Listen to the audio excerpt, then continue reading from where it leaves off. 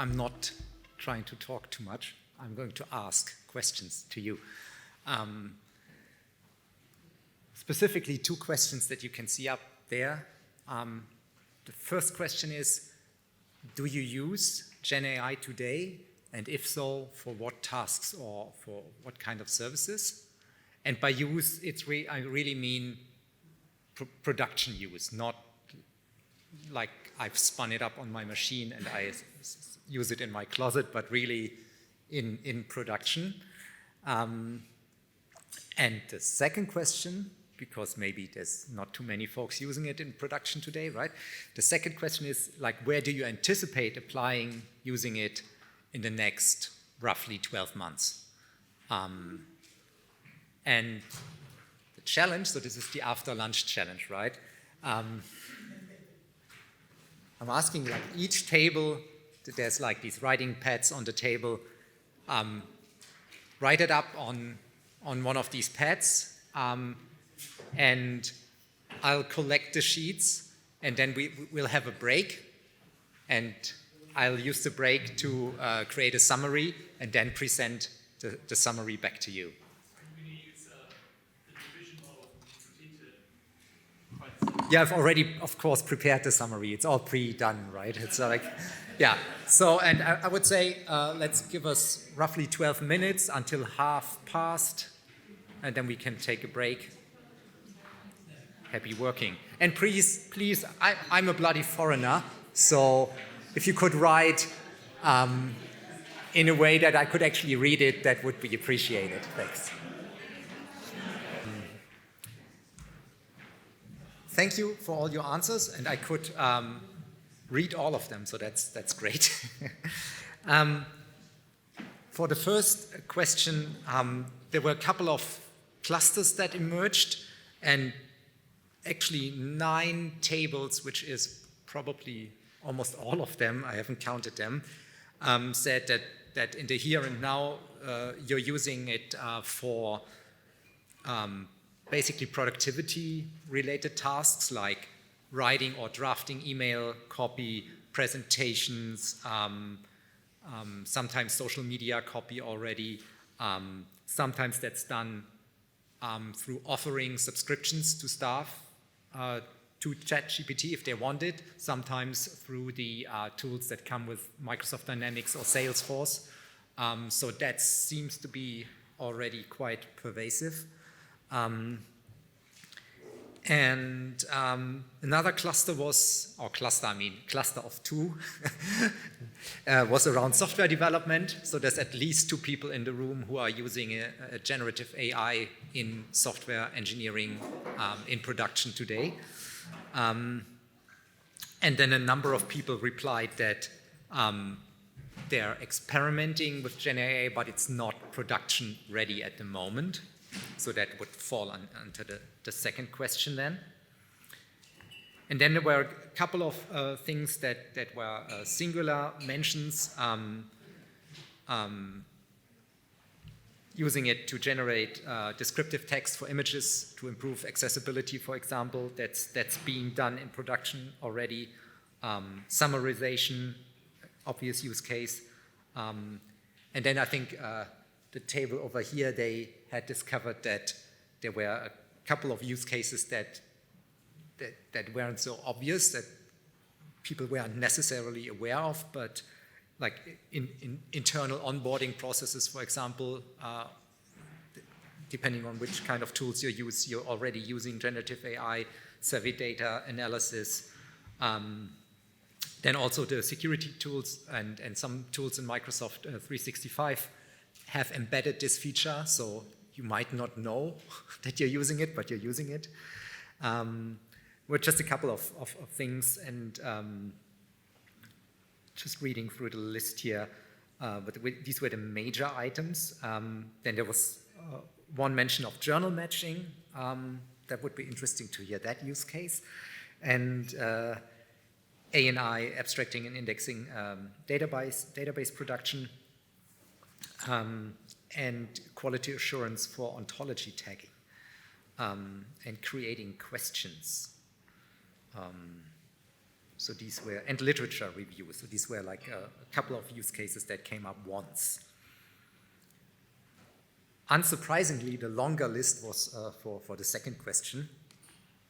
And again, there was a couple of mentions that clustered together. So there's 3 or 4, I wasn't quite sure on how to read one of them, 3 or 4 folks in the room who, or tables in the room who will use GenAI in software engineering, software development in the next 12 months. There's also 4 mentions of using it for customer response, customer service, including chatbots. That would also include, again, using the Salesforce, Microsoft Dynamics, and HubSpots, and whoever else embeds these tools into their platforms. Another cluster was around publishing or production workflows, including editorial checklists and similar items, where we would see that. And I probably would assume, I didn't have enough time, but like there was some mentions of copy editing and translation services. You could also subsume that under publishing or production workflows, obviously. So that seems to be definitely an area where we will see lots of development in the next year. Another one is support for marketing and social media copy, generating these, or at least semi-automating these. Ties in together with translation services for different languages, but also different audiences. So plain language summaries or social media optimized text, whatever. So that's coming up. And it's, I think, important to note that, again, like the big platforms are starting to roll this out as out-of-the-box features already. Then there was 2 mentions of using generative AI in product development around ideation, persona creation, or qualitative analysis. Found that interesting. There was an interesting blog post by Martin Fowler a couple of weeks ago on this as well. Boba AI, I think it's called. So if you want to read up on that, that's very interesting what they're doing for all the consultants in the room. 3 mentions of increased accessibility to content. I think that's a really important one. And also 2 mentions of peer review or peer review assistant features. So that's definitely on the menu as well. And then there was a couple of mentions that were singular occurrences. So natural language search improvements, creating an avatar to go to conferences. I'm not looking at any table here. Legal contracting, automated quality assessment. And then I think, again, you had virtual patients and virtual doctors training. So that sounds pretty cool. Yeah. I think there's a general area around integrity checks, maybe also coupled with copy editing appliances, reference checking and transformation that people see using generative AI for. Again, summarization is coming up. Then several people have mentioned Office 365, again, like one of these big platforms that will inevitably incorporate GenAI, and you'll be using it whether you want it or not. Improvements to indexing and search, and then obviously what we heard from the SSRN folks, classification. So it would be great, like, to get another update next year on how that went. And then also I found that interesting, regenerate low-quality images. I think that's a pretty interesting use case because that can be very expensive and time-consuming task sometimes. So if whoever wrote that, if you can get that to work, please present here next year. That would be great to learn about this. And then someone put, it's the last thing here, put down coaching, and I wasn't quite sure what that actually meant, but I certainly can imagine some coaching aspects being outsourced to a generative AI, but yeah, it would be interesting to see how that works out as well. So that was the high-speed summary of what you all wrote down. I'll tidy this up a little bit more, and then it will be shared out with the rest of the slides, so you can actually see and read this for yourselves. But like, any big surprises in here, or anything that's missing where you said, well, I would really have expected to see X, Y, or Z? Or more or less what your collective minds, yeah. I'm just thinking about, I didn't hear anything about related to, I guess, sorry. So I'll say that again. Yeah, just thinking about it, I didn't hear much that I might call like editorial tasks, so kind of like deep specialist subject matter expertise tasks, which are a big thing in our industry, but also quite a costly thing. But I didn't hear any specific suggestions around that, with peer review obviously being acknowledging that was definitely mentioned, but not sort of editor-specific tasks. I didn't hear much of that. Yeah, interesting. Yeah, you're right. There wasn't really any mention of that, I think. Maybe not too many editors in the room. Anything else that stood out?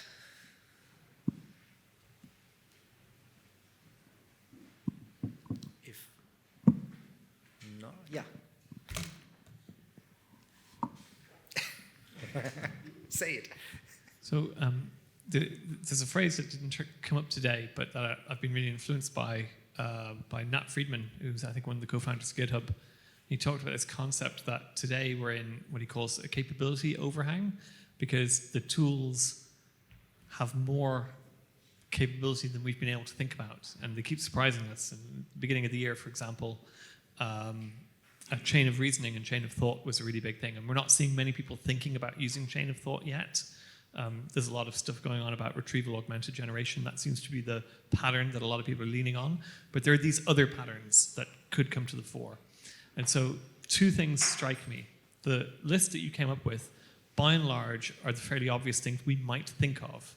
And if we were to say, oh, you know, advanced predictive AI, those would all fall in there as well. There are not many thoughts that we're coming up with collectively that are radically transformative that these technologies might open us up to. And so that's just a challenge to put to the room. Maybe we need to think a bit more creatively. And then secondly, one thing that I think is going to be interesting to see how it plays out is, where is it going to be the case that you'll have a unique piece of data or a unique workflow that will make it worth the while to do something yourself, versus the rate at which people will unbundle these skills and just offer them as off-the-shelf products and tools. So do we jump soon, or do we wait? And I don't know the answer to that either. And I think those are two things that collectively could do with more conversation. Yeah, really good point. Just to your first point, I had this discussion at one table. So I think some people are actually working on more transformative, radical things, but they might be confidential to this point, so they didn't mention them, or I can't mention them right now, so we might maybe hear more of that hopefully next year, but yeah, keep my fingers crossed.